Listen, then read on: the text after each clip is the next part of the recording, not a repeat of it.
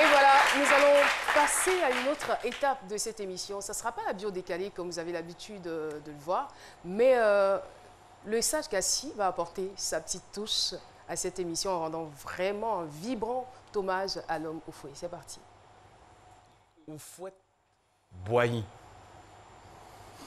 18 octobre 1905, jaillit une étincelle. Une étincelle qui donna une flamme, une belle flamme entretenue à l'école supérieure de Bingerville, puis à William-Ponty et enfin à l'école de médecine de Dakar. Voici le flambeau, le médecin assoiffé de justice, le syndicaliste agricole qui dit non, non au travail forcé, non à l'exploitation abusive et avilissante du noir. La blouse blanche est tombée, laissant place à la casquette du politicien. Voici l'honorable à la première assemblée constituante française en 1945. Le travail forcé fut enterré par la loi Houphouët Boigny. Voici le RDA et son fils, le PDCI.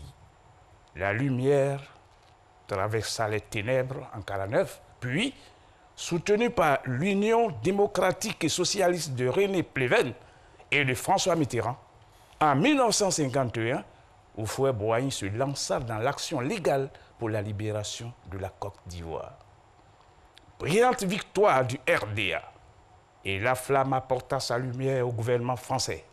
De juin à novembre 1957, le ministre d'État du gouvernement français, puis celui des blouses blanches, jusqu'en mai 1958. Le 8 janvier 1959, la lumière se tourna vers l'Afrique, donnant dos à la France du général de Gaulle.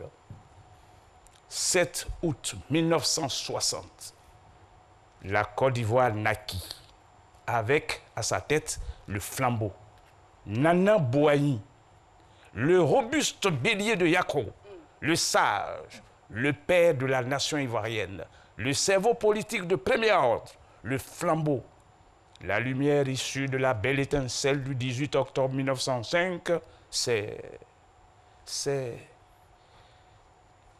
éteint le 7 décembre 1993, laissant le monde en larmes. Nous te portons dans nos cœurs. Repose en paix, dans ta paix tamponnée.